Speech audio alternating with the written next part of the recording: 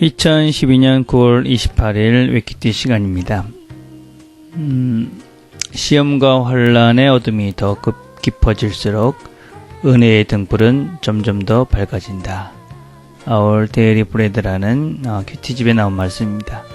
여러 어려움들, 여러 문제들, 이런 것들이 하나님의 은혜를 밝히 보는 통로가 되는 그런 경험하는 날이 되기를 바라겠습니다. 우리 같이 듣고 있는 찬양은 나는 비록 약하나라는 찬양입니다.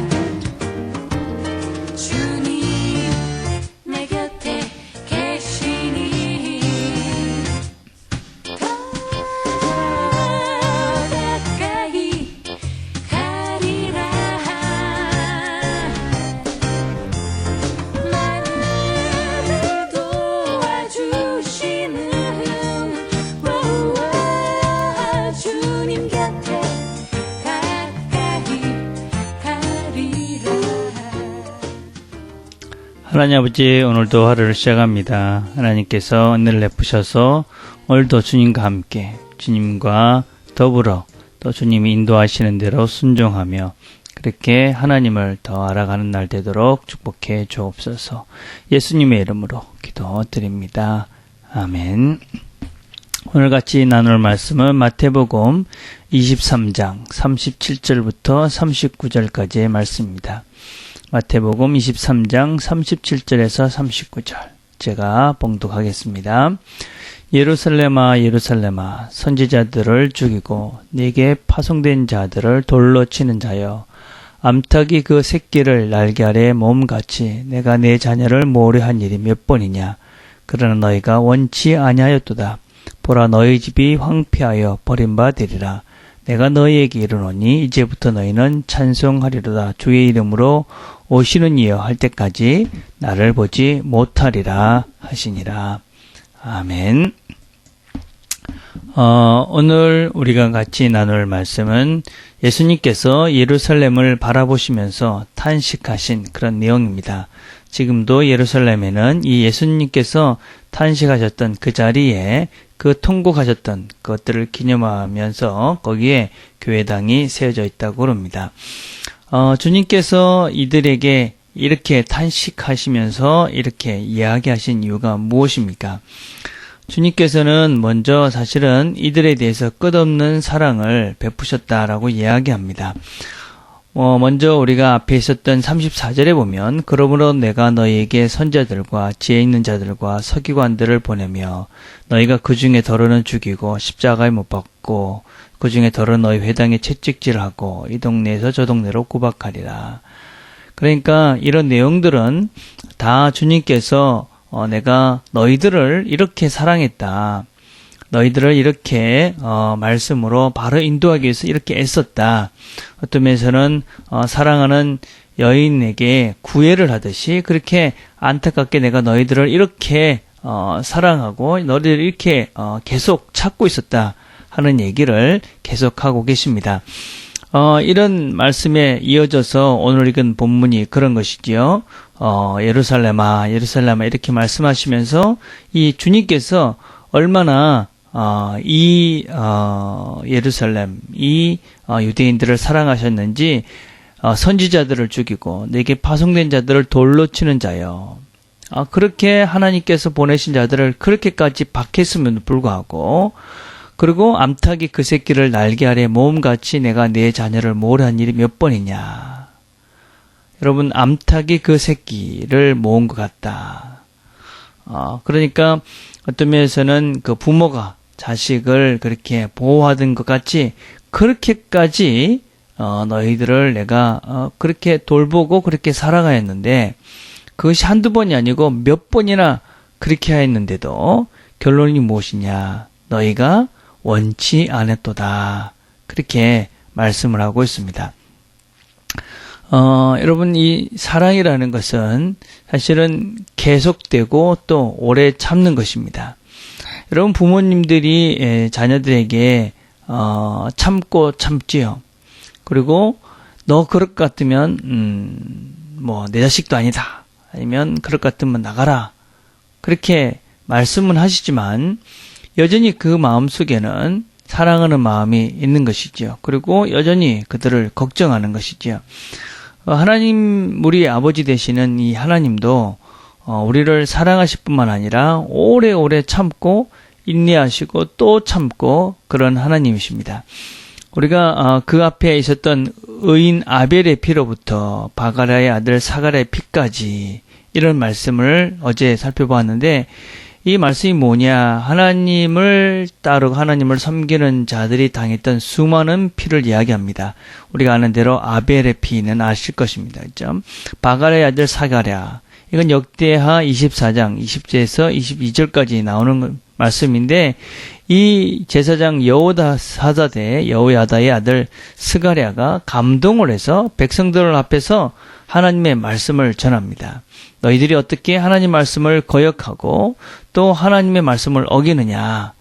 너희들이 여호와를 버렸기 때문에 여호와께서 너희들을 버릴 수 있으니까 그러니 빨리 하나님에게 돌아오라. 그렇게 선지자들이 외쳤는데 그 외침의 그 선지자들을 이 백성들이 돌로 쳐 죽였다. 그렇게 성경은 이야기를 하고 있습니다.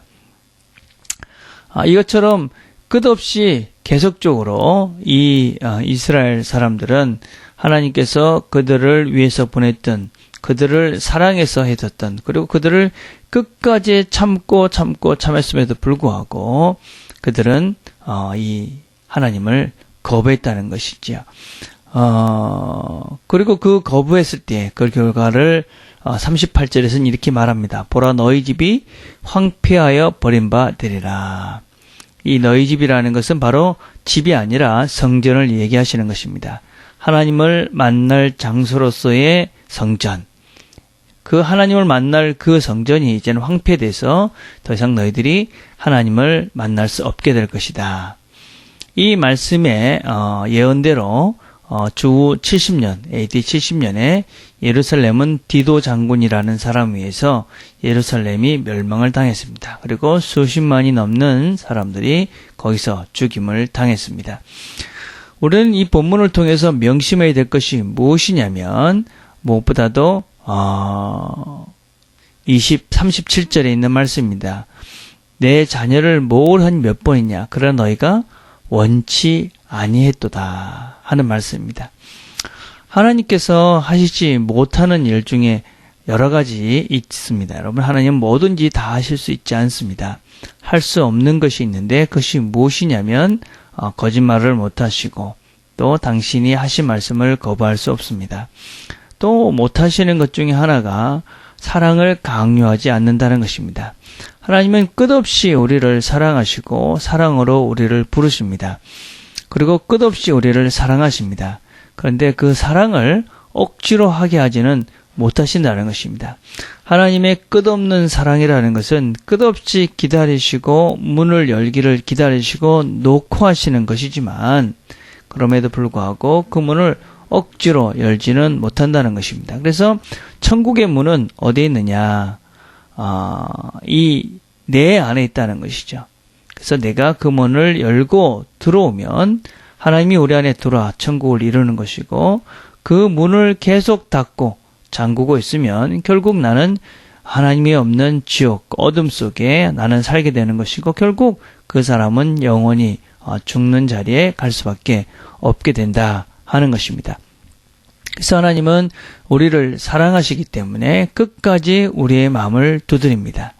그리고 여러 가지 방편을 통해 두드립니다. 말씀을 통해 두드리기도 하시고 어떤 때는 상황을 통해서 고통을 통해서 두드리고 병을 통해서도 두드리고 또 사람을 통해서도 두드리고 여러 가지 방법을 동원해서 하나님께서는 우리의 마음을 여시고 하나님을 받아들이라고 수없이 애쓰시고 힘쓰십니다.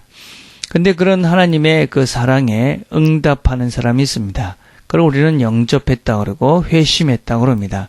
하나님을 마음에 받고 하나님의 뜻대로 살기로 결심하고 새로운 걸음을 시작하는 것입니다. 그리고 그 길밖에 없음을 깨달아가는 것이 신앙생활입니다. 그런데 어떤 사람들은 끝까지 그 문을 열지 않고 또 그 마음에 하나님께서 두드려도 무시하고 하나님의 사랑을 그렇게 호소해도 그것을 듣지 않고 외면합니다. 그런 사람들은 결국 어떻게 되느냐? 황폐해져 버립니다. 다른 성경의 표현에 의하면은 지옥에서 이를 갈미 있으리라.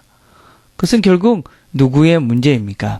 바로 자기 자신의 선택이고 자기 자신이 그렇게 할 수밖에 없는 것이죠. 그래서 오늘 본문을 보면 주의 이름으로 오시니 할 때까지 나를 보지 못하리라. 이 말씀은 주께서 다시 재림하신 그 순간, 다시 심판하시는 그 순간까지 이 나라는, 이 유대인들은 이 하나님을 거부하고 하나님을 받아들였지 않던 이 사람들은 하나님을 경험할 수 없게 될 것이라는 아주 무서운 말씀입니다. 이 말씀은 오늘도 우리에게 두 가지 의미를 부여하게 합니다. 무엇보다도 하나님은 여전히 우리를 사랑하시고 두드린다 하는 것입니다. 이렇게 말씀하시는 이유도 무엇이라고 그랬습니까?